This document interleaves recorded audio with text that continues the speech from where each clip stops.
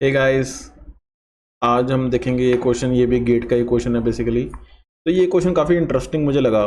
इसमें कुछ तो डिफरेंट है, ठीक है। ट्रैप को ध्यान रखेंगे, जहाँ पे अगर आपने कभी देखा हो कि एल्गोरिथम में क्या होता है, वाइल यहाँ पे कंडीशन होती है, फिर ना ये सेमीकोलन होता है। तो जो सेमीकोलन है ना, ये ट्रैप को दर्शाता है कि अगर ये कंडीशन ट्रू है तो ये ट्रैप हो जाएगा, अगर ये कंडीशन फॉल्स है तो जो आगे का मेरे पास कोड होगा वो एग्जीक्यूट हो जाएगा, ठीक है। तो इस क्वेश्चन में ये चीज़ बड़ी ध्यान रखने वाली है, ये सेमीकोलन बहुत इंपॉर्टेंट है, ठीक है। तो शुरू करते हैं। Two processes X and Y need to access a critical section, okay. Consider the following synchronisation construct. Basically code के बारे में बता रहा है, used by both the processes, process X and process Y.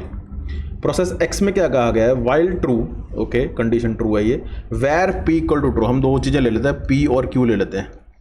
अब पहले इसमें क्वेश्चन में अब ध्यान से पढ़िएगा, here var P and var Q are shared variables and both are initialise to false. Initially ये फॉल्स हैं, ठीक है। Which one of the following is true, deadlock है, म्यूचुअल एक्सक्लूजन नहीं है, ये बेसिकली क्वेश्चन है, ठीक है।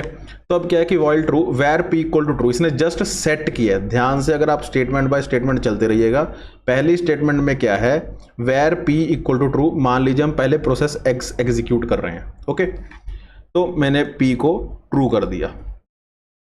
While var q equal to true. अब यहां पे देखिए कोई सेमीकोलन नहीं है, ठीक है। इसका मतलब कोई ट्रैप नहीं है, सिंपली एक कंडीशन चेक कर रहा है। अगर ये कंडीशन ट्रू हुई, ठीक है, तो वो क्रिटिकल सेक्शन के अंदर एक्सेस कर लेगा, अगर ट्रू नहीं हुई तो वो बाहर आ जाएगा, ठीक है। तो अब क्या है, वाइल ये कंडीशन ट्रू है, var q equal to true, var q तो मेरा फॉल्स है, तो ये कंडीशन फॉल्स हो गई तो मैं कोड के बाहर आ गया, ठीक है। अब उसके बाद मैंने क्या किया, वाइल ट्रू, ठीक है, दूसरा प्रोसेस वाई पे चला, var Q equal to true, इसको ट्रू सेट कर दिया।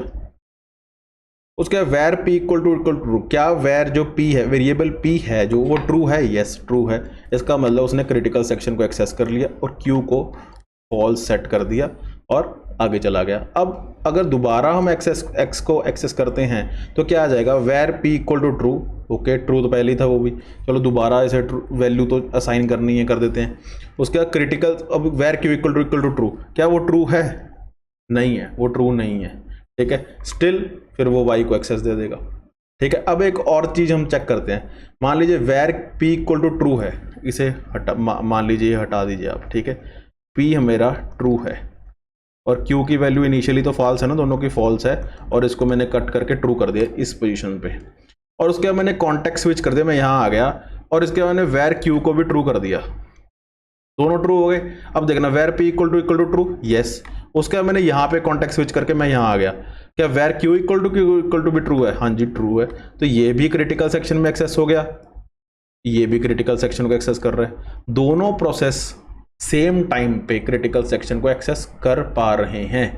इसका मीनिंग क्या हुआ, म्यूचुअल एक्सक्लूजन का मीनिंग क्या होता है, म्यूचुअल एक्सक्लूजन का मीनिंग होता है एक टाइम पे एक प्रोसेस ही सिर्फ के क्रिटिकल सेक्शन को एक्सेस कर पाए। लेकिन यहाँ पे तो दोनों ही प्रोसेस एक्स और वाई एक्सेस कर पा रहे हैं क्रिटिकल सेक्शन को, तो इसका मतलब म्यूचुअल एक्सक्लूजन तो नहीं है, ठीक है।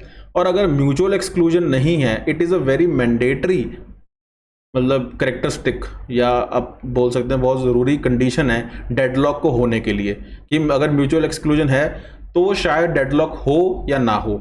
लेकिन अगर डेडलॉक है तो म्यूचुअल एक्सक्लूजन होनी चाहिए। तो अगर म्यूचुअल एक्सक्लूजन ही नहीं है तो डेडलॉक होने का सवाल ही पैदा नहीं होता। डेडलॉक का मीनिंग क्या है कि एक टाइम पे एक ही बंदा क्रिटिकल सेक्शन को एक्सेस कर सकता था, लेकिन कंटेक्स्ट स्विच में मैंने ऐसी कंटेक्स्ट स्विचिंग की कि दोनों ही प्रोसेस क्रिटिकल सेक्शन को एक्सेस नहीं कर पा रहे। अगर पूरे सिस्टम में दो प्रोसेस ही हैं तो सिस्टम एक डेडलॉक कंडीशन में चला गया, कोई भी क्रिटिकल सेक्शन को एक्सेस ही नहीं कर पा रहा, राइट। तो इसलिए अब जब म्यूचुअल एक्सक्लूजन नहीं है तो डेडलॉक भी नहीं हो सकता। तो क्या आ गया मेरे पास, ऑप्शन ए इज ट्रू। आप ध्यान से पढ़ेंगे, the propose solution prevents deadlock, yes deadlock नहीं है, but fails to guarantee mutual exclusion.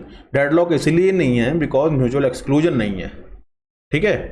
तो इसलिए बस यहाँ पे असली ध्यान यही रखना था कि हम जब कंटेक्स्ट स्विचिंग करते हैं, एक तो कंटेक्स्ट स्विचिंग की आपने चीज़ देखनी थी कि कंटेक्स्ट स्विचिंग करके एक ऐसी कंडीशन बनती है जहाँ पे दोनों ट्रू हो जाते हैं, दोनों ही क्रिटिकल सेक्शन में आ सकते हैं जिसमें म्यूचुअल एक्सक्लूजन नहीं है। और अगर म्यूचुअल एक्सक्लूजन है तो डेडलॉक होने का सवाल ही पैदा नहीं होता। और एक यहाँ पे जो यूजुअली बच्चे रट्टाफाई कर लेते हैं कि सेमीकोलन होगा ट्रैप हो जाएगी तो इसलिए ये प्रॉब्लम आएगी, यहाँ पे कोई सेमीकोलन नहीं है ना यहाँ पे है, ठीक है, वाइल के साथ कोई सेमीकोलन नहीं है, so there is no trap. If there is no trap तो कहीं भी प्रॉब्लम स्टक नहीं होगी आपकी, ठीक है ना। तो कंडीशन इसमें कुछ ऐसी दी हुई है। ओके गाइस, तो I hope you understood the concept. Thank you so much.